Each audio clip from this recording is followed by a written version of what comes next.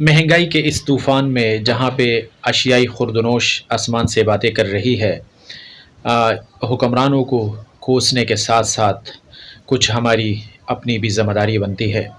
جس طرح مفتی تقی عثمانی صاحب دامت برکاتہم العالیہ نے کچھ دنوں پہلے ایک ٹویٹ میں کہا تھا کہ عوام الناس کو سورہ واقعہ پڑھنا اپنے اوپر لازم کرنا چاہیے، کیونکہ حالات جو معاشی حالات ہے وہ ناسازگار ہے، وہ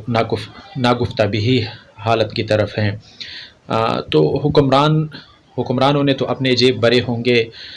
کرپشن اور غارت گری کی ہوگی اور مستقبل کی کوئی پلاننگ نہیں کی، لیکن ہم نے بھی اپنے مستقبل کی کوئی پلاننگ نہیں کی،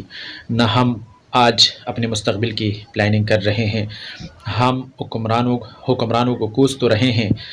لیکن اللہ کی طرف رجوع نہیں کر رہے ہیں، جس طرح رجوع کرنے کا